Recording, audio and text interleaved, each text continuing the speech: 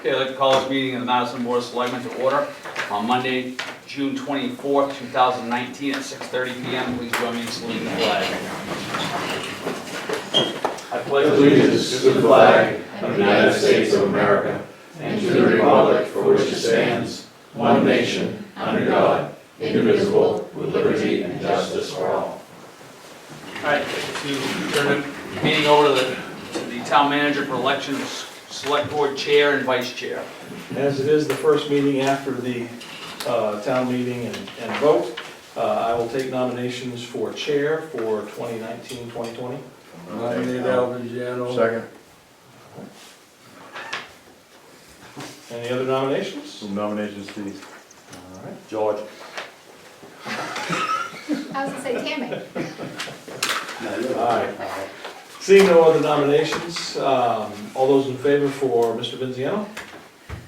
That's three, that's all you need. That's your meeting now. Oh, I was gonna say, you can do the vice chair. Okay, looking for nominations for vice chair. I nominate Jack Duchamp. Second. All right. Any other nominations? All right. All those in favor of Jack Duchamp, vice chair? Motion 4-0, motion carries. Thank you very much. Hopefully we can move forward. Roll call, let the record show, Selectman Elias is absent. Consent agenda, warrants number 33 dated 6/10/19. Payroll register number 22 dated 5/30/19. Number 23 dated 6/2/19. 24 6/9/19 and 25 6/16/19. Move to approve. Second. We have a motion and a second to approve the warrants and payroll registers as read. Any questions? Seeing none, all those in favor? All in favor, the motion carries. Consent agenda again, liquor license application from the VFW Post 7865. So moved. Second. So just as you're signing this, or once you approve it and sign it, I did speak to the folks over at the VFW, reminding them that with liquor licenses, if you have a live performance or a live band, you need a special amusement permit. So they'll be coming in to follow up with that probably later on this summer. Okay. All right, we have a motion and a second to approve the liquor license for the VFW Post 7865. Any questions? Seeing none, all those in favor? All in favor, the motion carries. Acceptance of the meeting minutes, of the town meeting minutes from June 10th, 2019. So moved. Second. We have a motion and a second to accept the town meeting minutes from June 10th, 2019. Any questions? Seeing none, all those in favor? All in favor, the motion carries. Old business, Mr. Moody? For me, Mr. Chairman. Mr. Savage?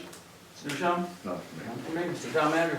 Any items of communication? Before I get to that, this is the signature page for the town meeting minutes. Okay. So that you can sign and Kathy can attest them, so we'll have them all good and official. Just a couple of things to pass along for your information tonight. Coming up on Saturday, July 6th, is the annual Lake Wessarunset Association, their annual meeting over at the East Madison Grange. They feed you a nice breakfast at 9 o'clock. You're welcome to attend. Jeff and I have attended in the past, and it's usually a good time. Reminder that the fiscal year ends on June 30th. So as a result, you may have seen the sign at the town office on Friday, which is the last working day of the month. The town office will close at 11. That allows all the accounts to be finalized. Kathy, go to the bank, and that way we can start with a fresh set of 2020 fiscal year accounts on July 1st when we open up. A couple things to pass along to you. I put one in your packet, and Maine DOT has touched on a couple of things. They're going to be, they've authorized a pole placement at 110 East Madison Road. That's to provide the utilities for the Woodlands Senior Living Center. Because it's a state road, it doesn't need municipal approval. They're just letting you know. And also they're letting you know that they'll be continuing the rumble strip center line up Route 201 on Lakewood Road. So I think that goes up to Clouds Corner now. It's going to go up a couple more miles. They're going to work on that this summer. I think in your packet I put that Waste Management is starting a household hazardous waste collection day. They're gonna do their first one on August 19th, that's a Saturday. This is the first time that Waste Management has done it over at Airport Road facility. And it's free to residents of Madison.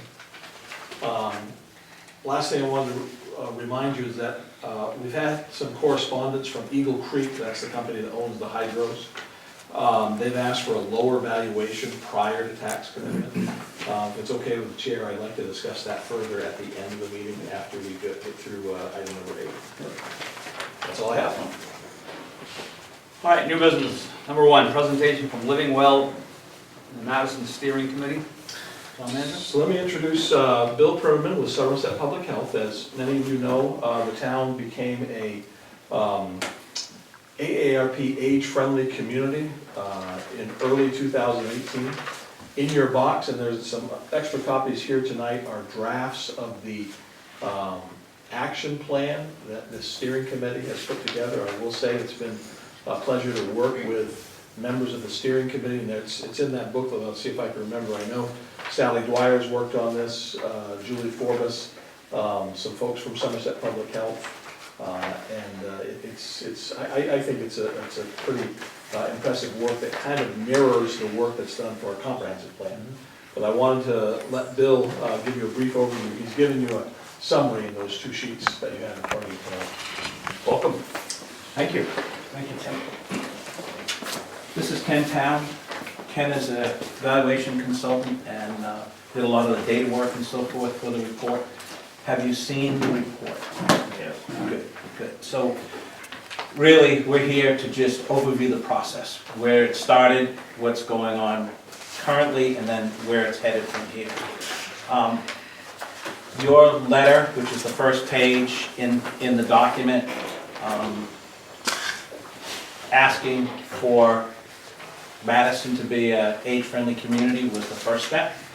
And from that point, the process, and if you look on the second page of your, second page of your document, you'll see the overview of the World Health Organization and AARP's process, which basically involves assessing the need, developing a plan, carrying out the plan, and evaluating the successes and so forth of your plan each year to move it forward.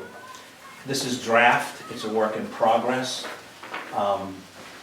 The leadership for it, as Tim said, has been from the community. It's been a pleasure facilitating. My job has been to help to facilitate the process. It began with doing the community assessment. The first group was an assessment committee. They looked at all the different assessment tools that were made available from other towns and so forth. They narrowed a long series of questions down to 30 questions. It was placed both on the internet as well as hard copies around the community and so forth for people's input. 81 people took the actual survey. There was a coffee talk done at the high school for the community members to come and hear more about it and to provide input. So there's been other dialogues in the community as well. 3 of the 8 domains that were evaluated and in your report, transportation, health services, and housing, are 3 that are common throughout all of these assessments from other communities. There are 65 main communities that have started this work. Only 21 have reached the point where you are right now. So having this to go forward will be a feather in Madison's cap in regards to the work. 42% of Madison's population is 55 and older.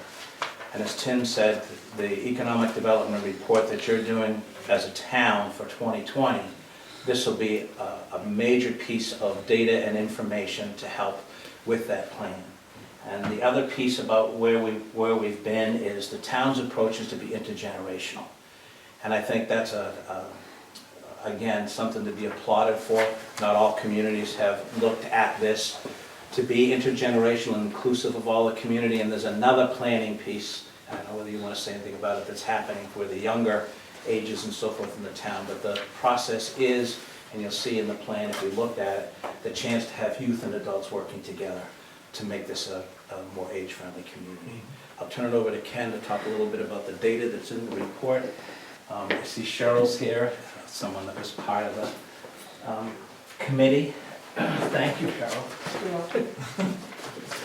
Yeah, my job is to kind of do the where we are now section of the report here, which basically is just a quick overview of the document itself, and you've already seen it, so you're familiar with it, so I'm not going to kind of make this a painful exercise of half an hour or so. Basically, all of the data that was gathered went to the planning committee. And there was data on all 8 of the issue areas or domains that AARP and the World Health Organization have developed.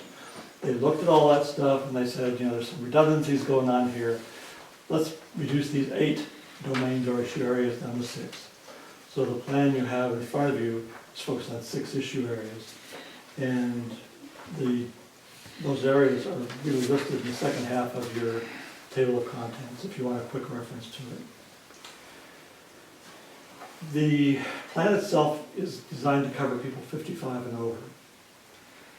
And what we've done here on the plan, for each one of the issue domains, there is a summary of that domain, what it means, what the overall goal is.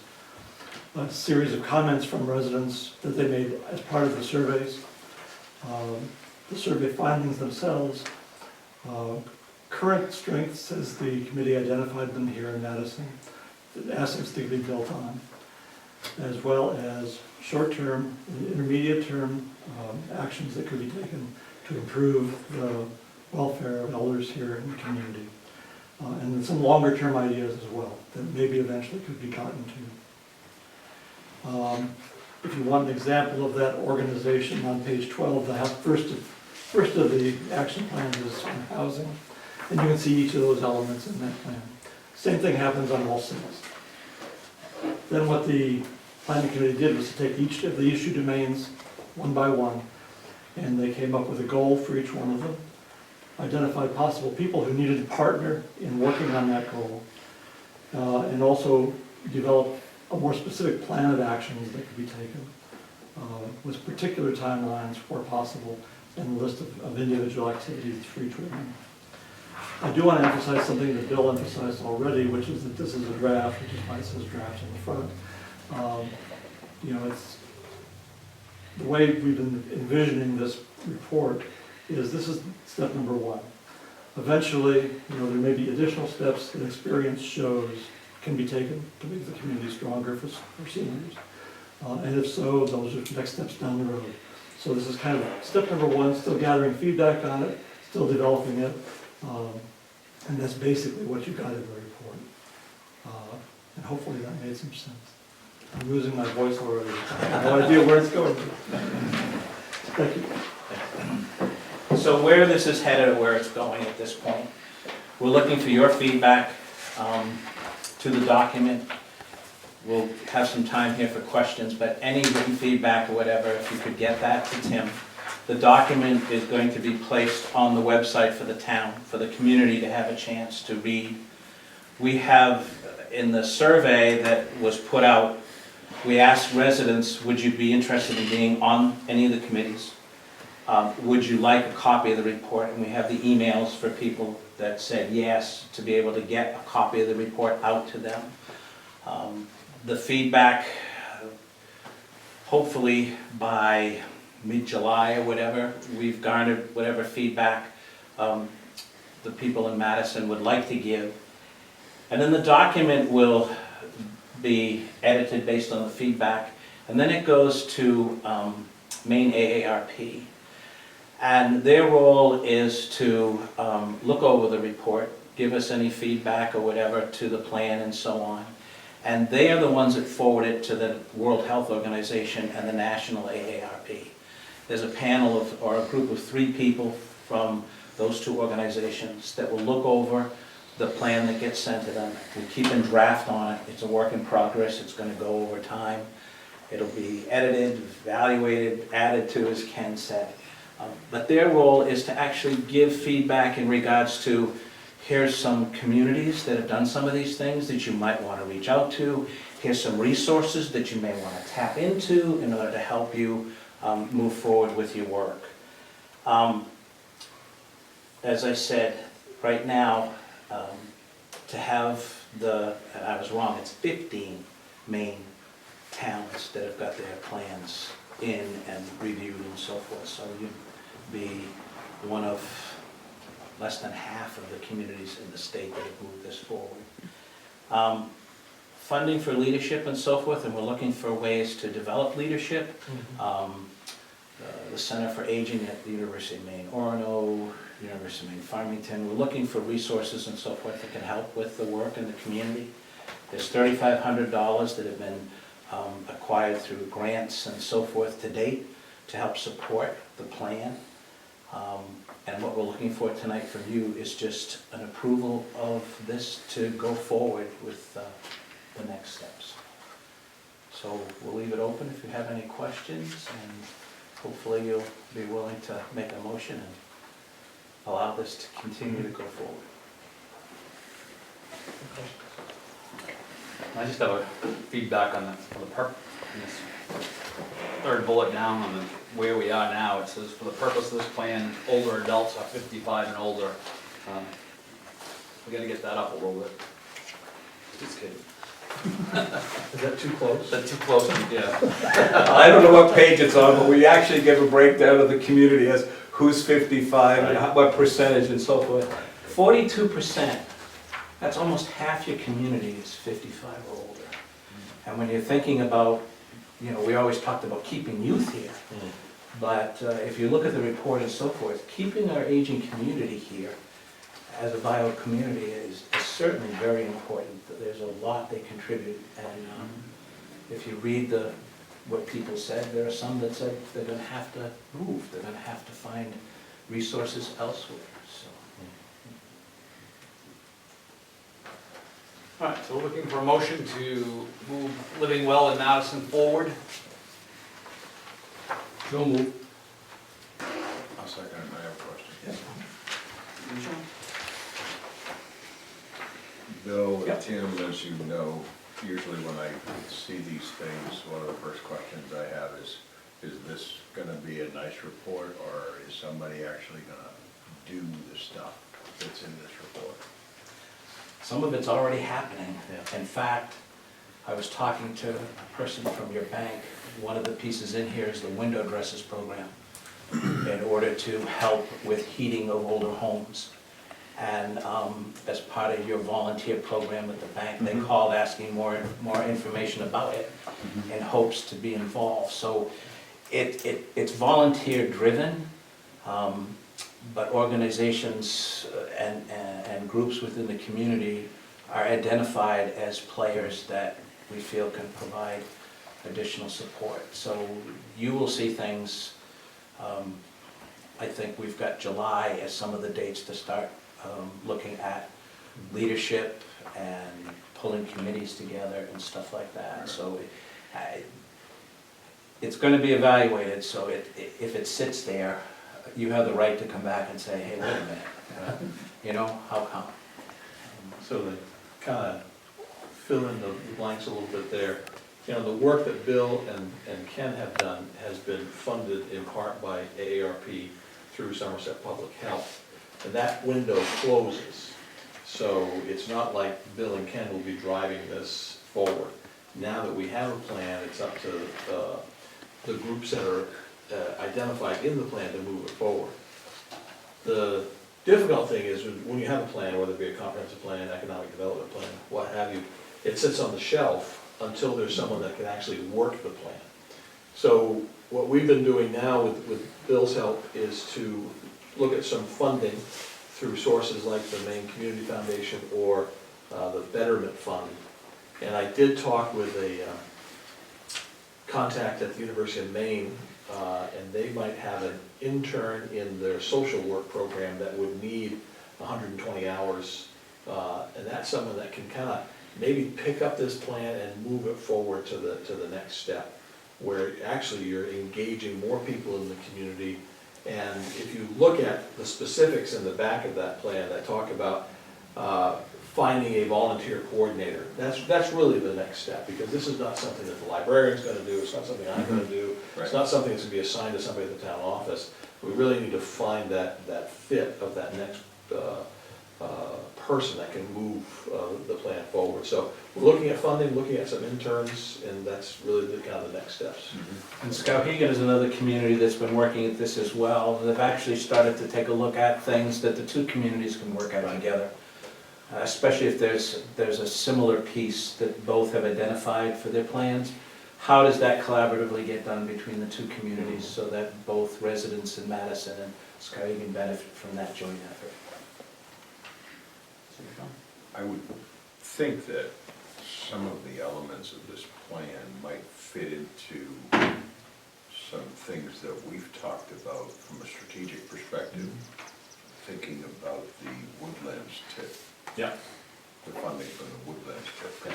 One of the things that we talked about was making sure that the TIF money was able to be used for more senior-related Right. projects, Yeah. just as kind of a, Yeah. okay, you know, it's going back into that same age group type thing. So I talked with the lawyers from Bernstein and Shore when they were working on those action plan details, and it fits nicely into a lot of categories that are already in there. So it's not, we're not gonna be working out of bounds Okay. to say, hey, we can allocate a few TIF dollars to this project, because workforce development is a key element in our TIF, housing is a key element in our TIF, transportation is a key element in our TIF. Okay. So those dovetail nicely Those with fit with well the, within with here. the priorities that are listed here. Right. So don't be surprised in the next year or two. My goal would be, if we were to secure some grant funding for years 1 and 2, then by the time the Woodlands TIF is up and it's generating a few $1,000s, that I would come to the board and ask that some of that money be steered toward continuing this implementation of this plan. All right, any other questions? Seeing none, all those in favor of moving the Living Well in Madison program forward? All in favor? 4 in favor? Thank you. Thank you very much. Motion carries.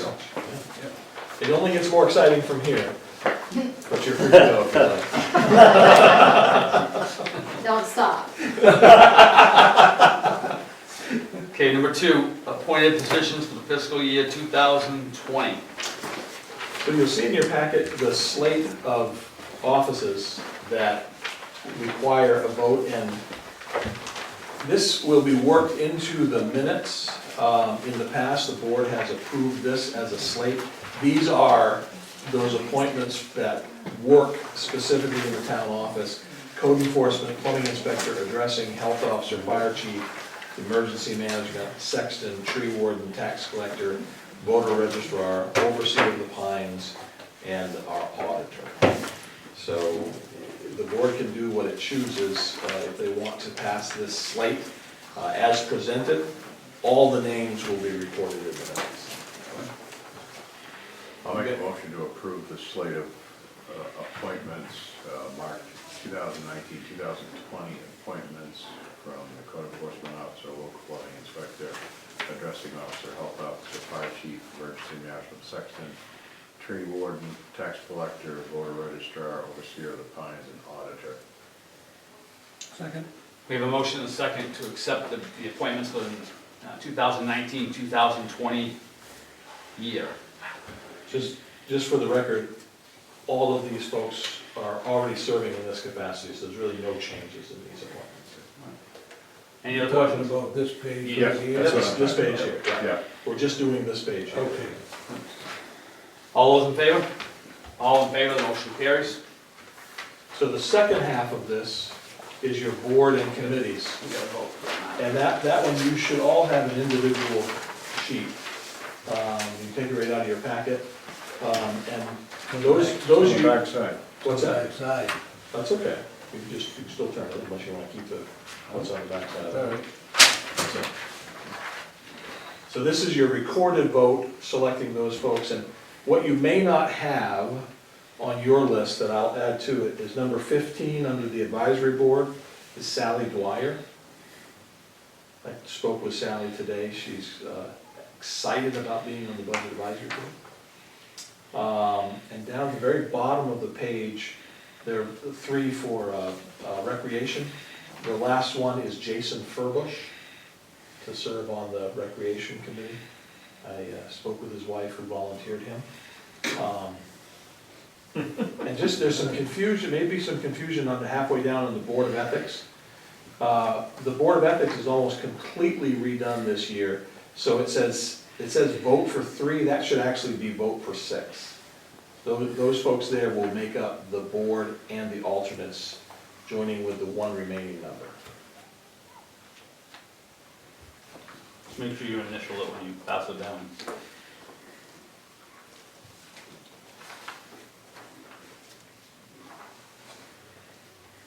We should read each one of those people, right? Probably I should. If they all receive 1 3 votes, then you'll have a chance to sign off on everything.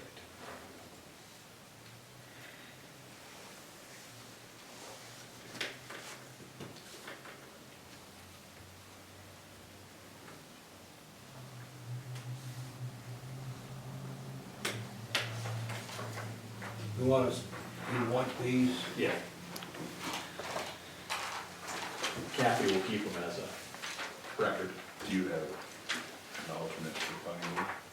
We do not, I do not have an alternate for the planning board yet. Right now, the planning board has their 5 members, and Jerry Lynch is the alternate. Gary Roy was the other alternate before he passed away. And so I've asked the planning board to give me some recommendations. Oh, okay. And I'm assuming they'll do that, and then we can bring you a name later. They need just 1. Oops. They'll need 1 more alternate to fulfill the requirements.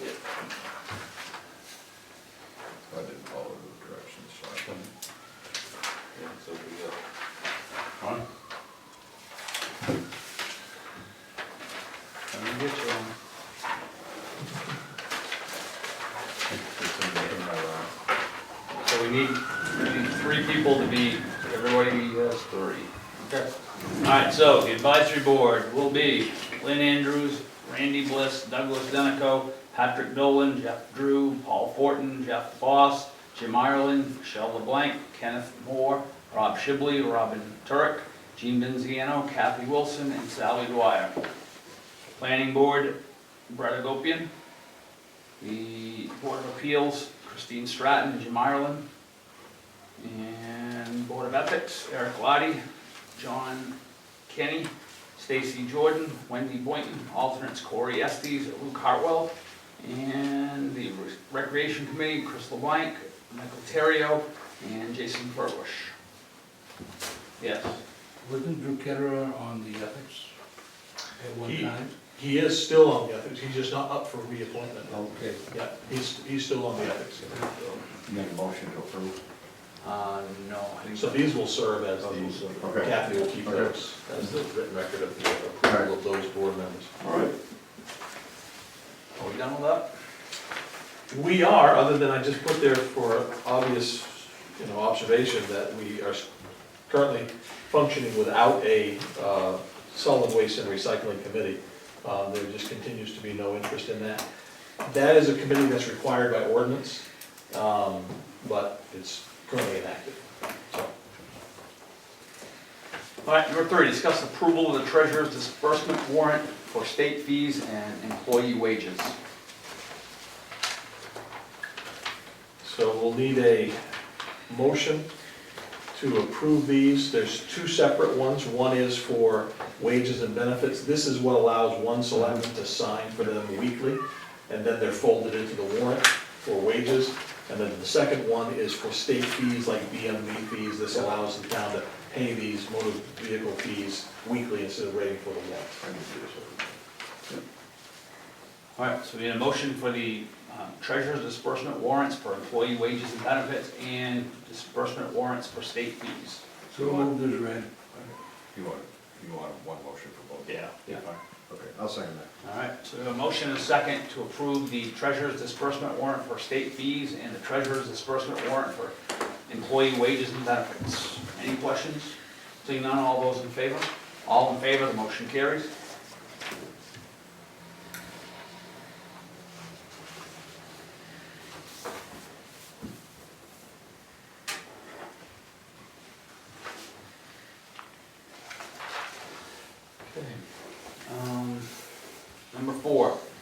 discuss approval of the policy regarding small amounts of uncollected property tax interest. This is the policy the town's had in place for a couple of years. It basically outlines the process by which the treasurer can waive interest that's remaining on account less than $1.50.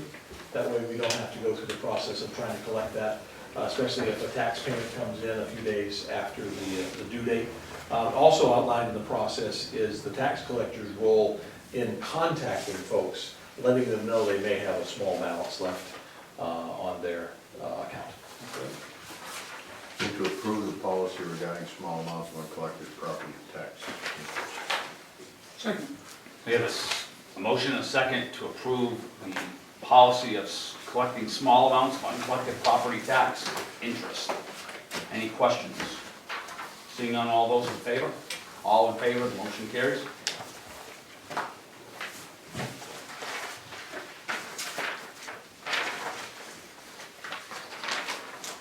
All right, number 5, discuss approval of section 906, application of payment to unpaid taxes.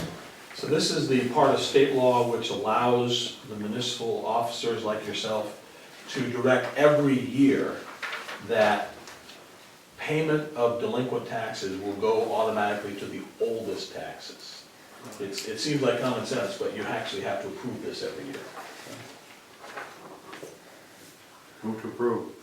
Second. I have a motion and a second to approve the application of payments to unpaid taxes, which would be section 906.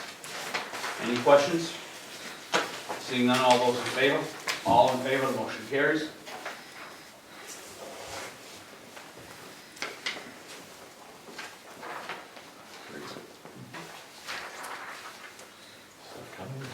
All right, number 6, discuss salaries for town employees.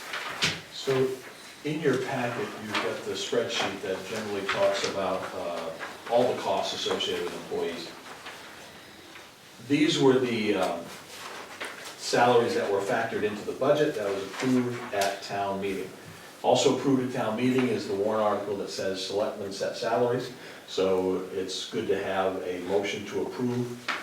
So the increase across the board is 2% for all employees, with 2 exceptions. And after talking with Code Enforcement Officer Susan Hathaway, she has completed the certification training. If you recall, she was appointed last year with the anticipation she would become a certified code officer. So she's completed that process, and we're recommending that her pay go from $17.50 to $18.50. So it's a $1 raise for code enforcement, after which it will follow the normal 2% process. The only other one is for the substitute librarian, which midway through the fiscal year will be under the state mandated minimum wage. So what we're looking for, if you want to try to fold it all into one motion, or if you want to just do 3 motions, 2% across the board, code enforcement from $17.50 to $18.50. The library substitute will be from 11 to 12 to take effect January 1st. Okay. So why don't we take all the employees except for the substitute, the librarian, and code enforcement, Okay. and we'll do those separately. They have a motion for that, 2%? Make a motion for 2% across the board. Second. All right, we have a motion and a second for 2% across the board, except for code enforcement and a substitute librarian. Any questions? Mr. Moody? Tim, Mm-hmm. what does it cost the town for each 1% for our employees? About $9,000. Because I think, well, that's not true, because I don't have it with me, but I'm thinking of the total cost all the way over here, which includes insurance and all the benefits. And that's about $900,000 once you add everybody up. Right. So I would say that 1% is probably less than 7%, or $7,000 annually. Does that factor in the increase in payroll tax? It should, again, I can get you that number, but I just didn't have it off the top of my head. No, I was curious because it seems that no matter what the town employees do, it's like it's standardized, 2% every year. And I It's think, just I standardized. think that's been the practice that the board had in place prior to me getting here. And I think that I haven't felt a need to change that, Okay. to go up or to go down. There was some conversation about trying to do a merit-based. That may be more complicated than I want to bite into. And the other thing we keep in mind is, all these employees include our union employees and non-union employees. And the union employees are contracted at 2%. So it keeps the boat on even keel, if you will, if everybody's playing in that same range. I just wanted to open the door to see what you had to say about it. Okay. All right, so we have a motion on the floor for 2% cost increase or wage increase. Right. To all positions, 2% salary increase, to all positions except for code enforcement and substitute librarian. Any other questions? Seeing none, all those in favor? All in favor, the motion carries. So we'll move on to code enforcement. The recommendation is $1 an hour increase. Move to approve the $1 an hour increase for code enforcement. Okay. Second? I'll second that. All right, any questions? We have a motion and a second to increase the code enforcement salary by $1 per hour. Ms. Moody? Tim, was this something that was discussed before she was certified? When she first came on, we discussed her pay range in the neighborhood of what the prior code enforcement was. Yep. So she came in actually less than what we were paying our private code officer, because he had been certified.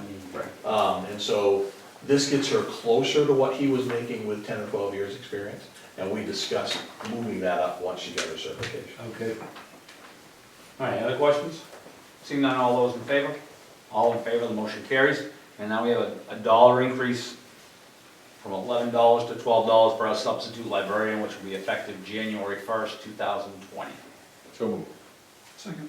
All right, we have a motion and a second to pay the substitute librarian $1 more, starting January 1, 2020. Questions? Ms. Moody? Who's substitute? Oh, there's a couple, Julie has a couple on her list. Why I'm asking I don't know. is my sister-in-law has something to do with the library, and I don't want to. She's a She's a trustee, trustee. Yeah. Okay, so she's not, all and the right. trustees don't set salaries. Okay. That goes to the board. Yeah, all right.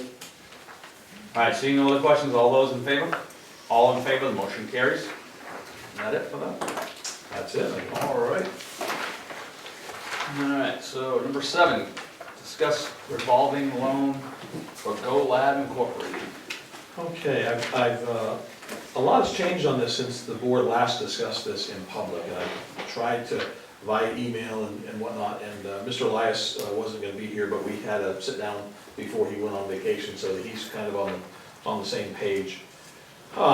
Based on a recommendation from the state, they recommend that we fold together the $300,000 grant that is coming to the town of Madison from the Community Development Block Grant, or CDBG fund. You fold that $300,000 in with the $100,000 that the town can loan from TIF, from the revolving loan account, and put that together as a combined loan to this company, which is named Go Lab, but they're also using the name GL Real Estate Holdings LLC. That's actually the name of the entity that's gonna borrow the money, but they're doing business as Go Lab. Loan them the full $400,000. As the money is paid back, the town will be able to retain or get back its $100,000, and it will also retain that $300,000 plus interest. The State Department of Economic Development recommends this because it's a way of the town being rewarded if the business is successful. But the town doesn't have the full $400,000 risk because that's being passed through as a grant to the town. So it was a little convoluted, it took me a while to get my brain around it, and then I went and approached Joshua Henry, who's the principal with GoLab, because we had been talking about just getting them passing through the grant of 300,000. He also was in favor of this because he agreed that the town is putting up some risks and there should be a reward in the long term. So after we had that conversation and everybody was in agreement with doing this, then Josh shared with me the structure of the loan that his CFO is trying to set up with everyone that's loaning them money. So there's many other players involved here, state, local, county. So Somerset County Commissioners, their Office of Economic Development with Christian Savage, they're loaning them some money out of their TIF account. And they've structured it the same way that you see in your handouts tonight. FAME, the Finance Authority of Maine, they're loaning it under the same way. MRDA, Maine Rural Development Authority, they're loaning in the same way. So for GoLab, they have 4 or 5 different loans out there, but they're all being structured the same way. So that's why they recommended that the board approve it this way. So just hitting the highlights, $400,000, the rate would be prime plus 2%, which if I'm reading the rates currently, that's about 7.5%. Prime is around 5.5 right now, I believe. Okay. It would be a 7-year payback. Now, the way they're structuring it, it acts as a grant for the first 2 years. So the first 2 years, there's no payments, no interest. And no interest being accrued on those first 2 years. Then years 3 through 7, they would be paying interest only during that time. And then at the end of 7 years, so the 84th payment would be a balloon payment for all remaining principal and interest. So the payback for all these entities that are putting out a little bit of risk is really good in the 7th year, assuming that the company succeeds, which is what we're all really kind of hoping for. The risk for the town of Madison is $100,000. Are you sure there's no interest accrual in the first 2 years? Well, I asked that specifically to Josh, and he checked with his CFO, and he said that's the way they've structured it with the other lenders. George also asked that same question.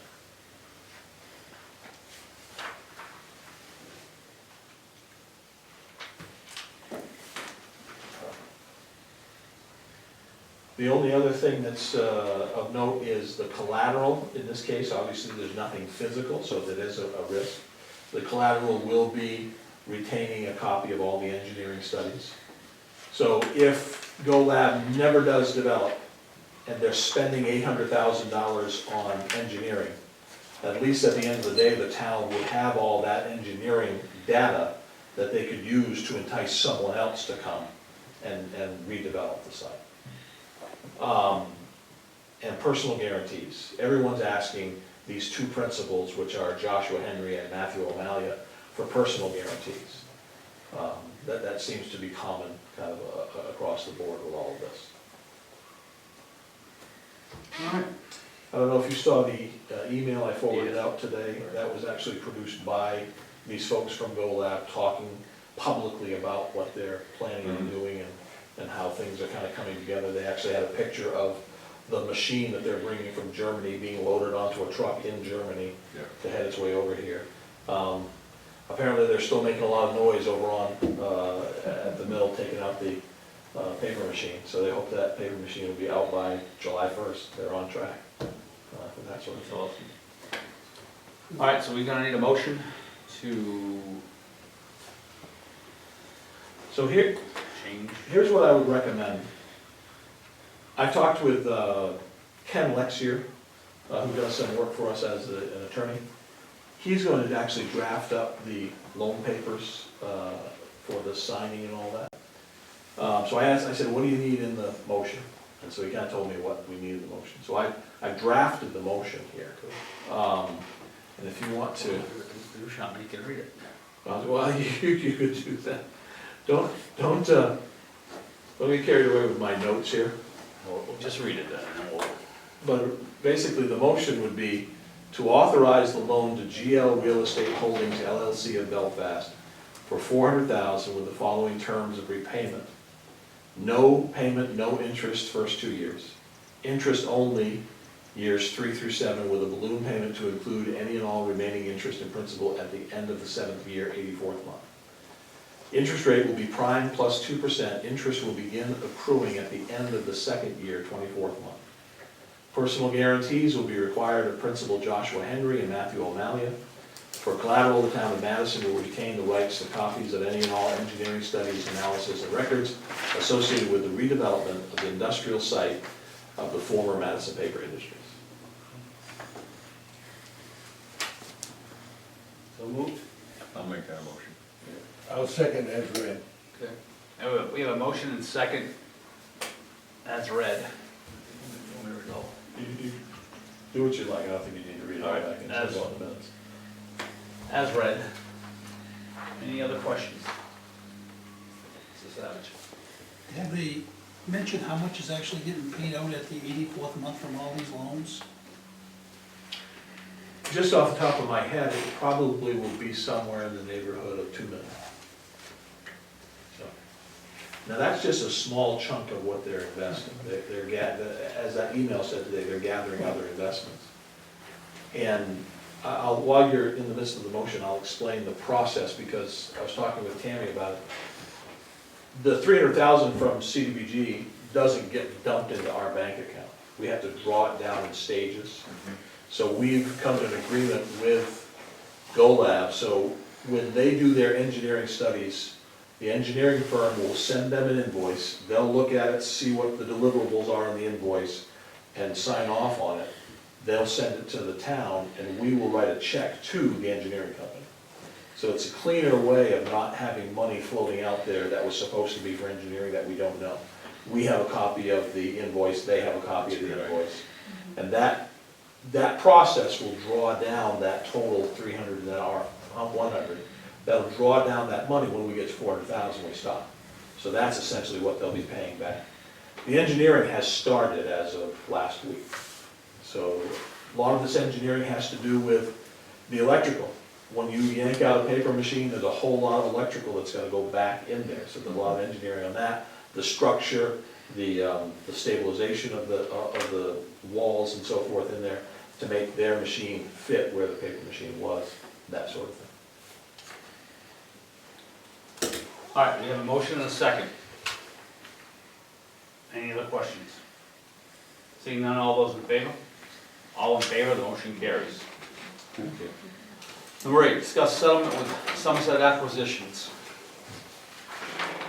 So as you know, back in May, Dave Silk, our attorney, Shirley Bartlett and I met with Greg Shane and Jonathan Block, his attorney, in mediation.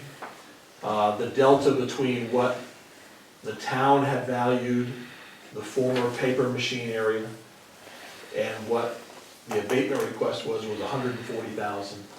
After a couple of hours and a lot of candy bars, we settled on $50,000.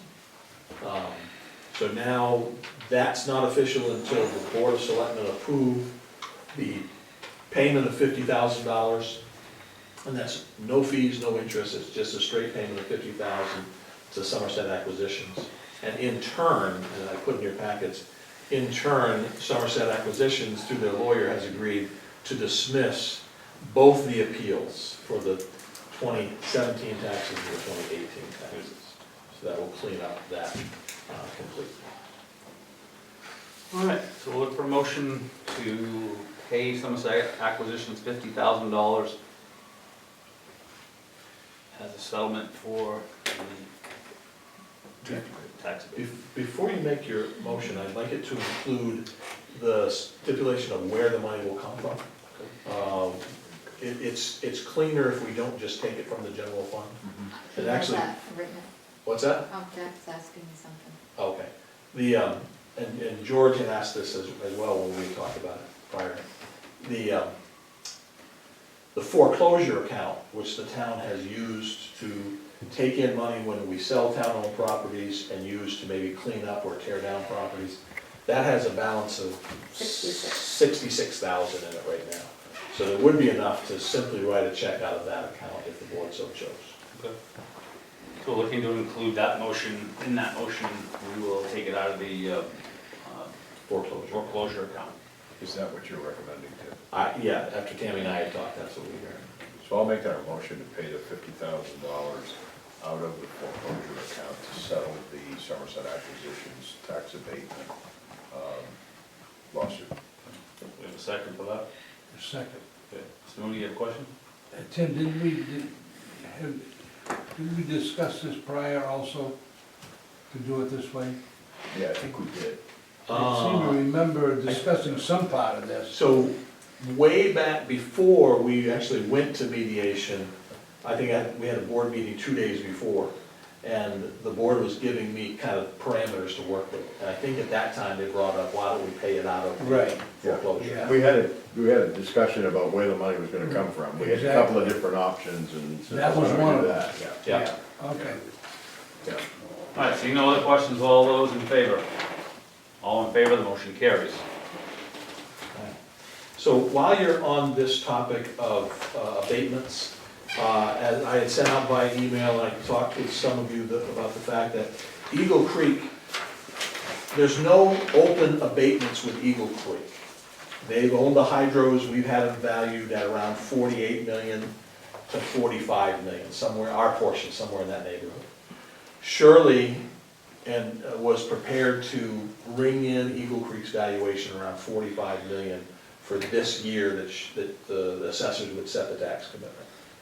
So Eagle Creek sent us a letter saying that they have done an income approach valuation based on declining energy prices. In other words, if the demand for energy has gone down, or the prices people are getting for energy has gone down.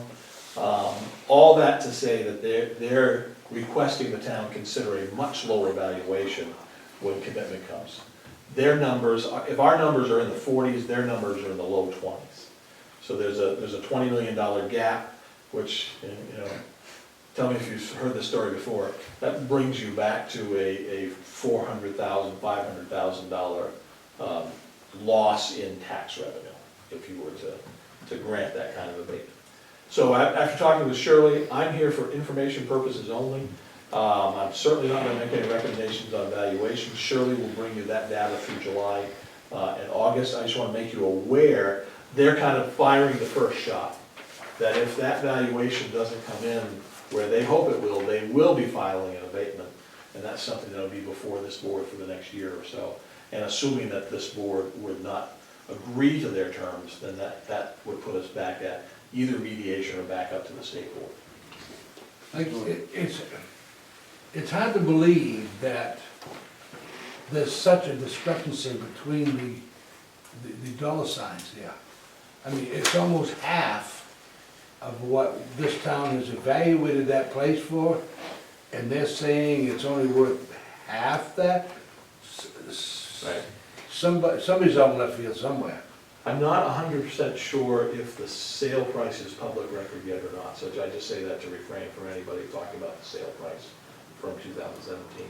But that is something that we certainly have used in our evaluation, is the overall sale. Don't these people realize that we don't roll over too easy from our last election? Actually, that's another thing worth noting, it's a totally different law firm. That's okay. So it's a different. I'm sure these lawyers talk. Different Yeah, character right. than the law firm that we dealt with on Madison Paper and Somerset Acquisition. Yeah. Duchamp. My comment on this is that it appears that they're looking at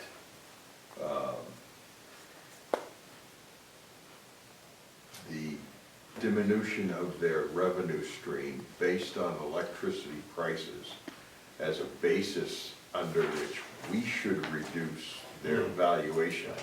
And if you're gonna go down that road, then you need to be prepared for every business in this town to come in here and say, geez, my business is off, so you need to reduce my taxes.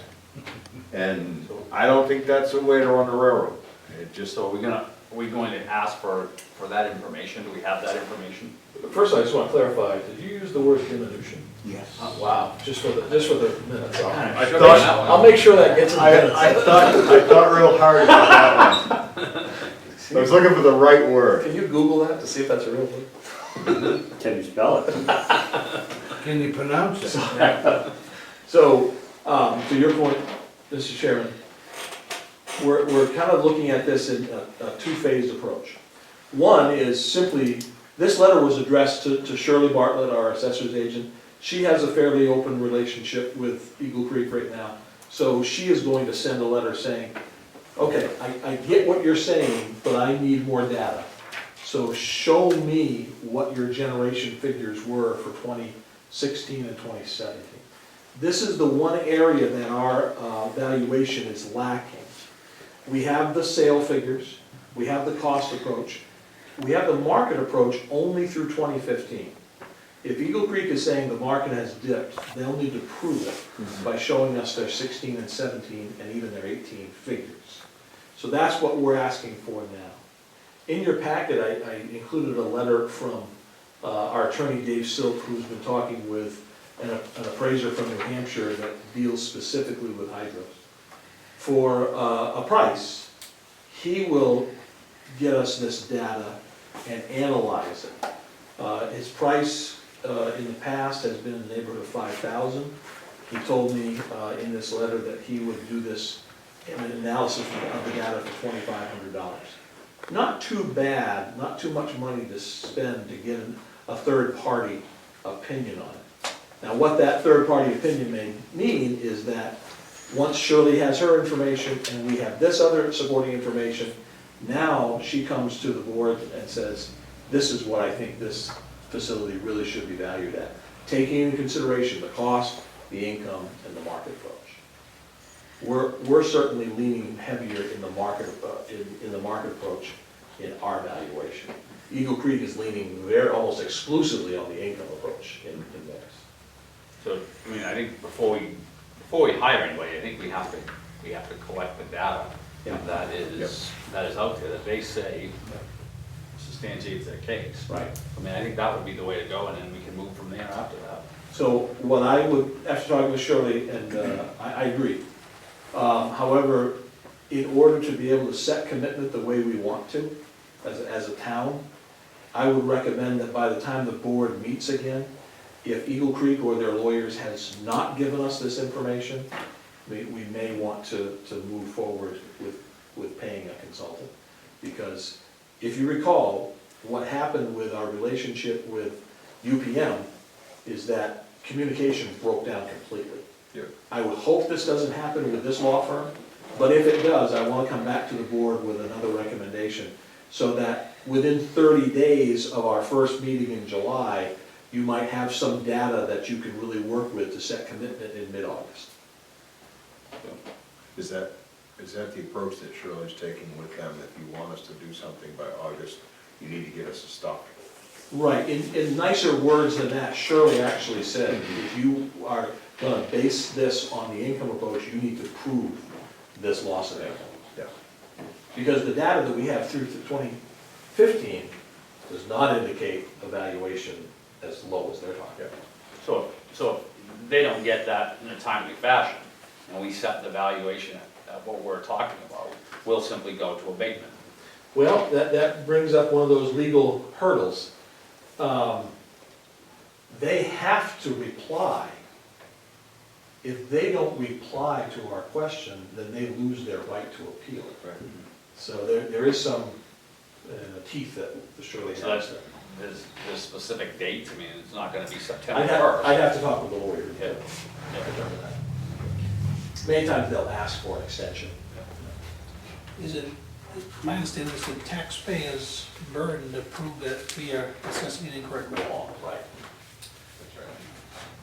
You think they'd provide that right out of the gate then? You hope so. Agreed. All right, that's all I have. Selectmen's concerns, Mr. Moody. None for me, Mr. Chairman. Sean? Tim, you and I talked about a couple of things today. One was grass is growing in places where people need to mow their lawns, so I think it's time to start reminding people of the property maintenance ordinance. The second thing is, I noticed in one of the Skowhegan in their news articles or something to do with, they have a TIF that they can use for housing. Yes. And one of the things that we've talked about here is how do we stimulate housing growth here? And we've always said, well, we can't use TIF for housing. Well, there's gotta be some way, and what I'd like to do is I'd like to see what Skowhegan's doing with that, to see if there may be some kind of modifications that or some way we can fit that into like our blight or something, so that we might be able to stimulate, because hopefully we're gonna move away from using TIF for regular expenses and have that available for economic development in a larger way. I think one of the things that we need to do is we need to create the conditions so that people can maybe rehab some of these homes and provide single-family housing, that's relatively affordable for people. And I think that's gonna be a benefit to the town from an economic development perspective. Can I address? Yep. Yes, so one of the things that they worked on for the last year and a half with KV Cap is KV Cap is planning to purchase the facilities on the edge of this road out, heading out of Skowhegan. It's the old women's reformatory. Yep. Not the old women's reformatory, but the old women's reformatory, if you get my joke. KV Cap is gonna buy that and turn it into housing. And I believe that some of it will be subsidized housing. Now, in order to do that, they entered into a TIF agreement with the town specific to housing. So TIFs can be done for large business development, they can be done for downtown areas, and they can then be done specific for housing. So what they're doing is different than the TIF that they have with Sappy and the TIF that we have with Backyard Farms. Right. And there's a whole nother, volume of legal requirements and ins and outs with the housing TIF, and Jeff Hewitt's worked really hard to get his arms around that. So I would think that one of the things we learn from watching Skowhegan is there development that could happen in Madison with either a private or a nonprofit like KV Cap that would benefit from a housing TIF? Well, I'm just thinking about some of the ideas that we've thrown around about, if you have somebody that wants to come in and build houses, well, whether you call it a TIF or however you do it, if there's a way to mitigate taxes in the early going Right. via a TIF Yeah. to stimulate the development of those single-family houses for a certain period of time, so that ultimately, and you're not gonna do a 30-year TIF on a single-family home, but maybe if you did a 5-year TIF on a single-family home, if there's a structure out there that we can use or modify to maybe make that something that we would be not opposed to on a smaller scale. Yeah. If you have XYZ developer coming in saying, look, I wanna build 5 brand new homes, okay, well, maybe we can do something with a TIF to stimulate that development in the short term, and then ultimately those properties become taxable. I'd have to check with them to see what the parameters are. Yep.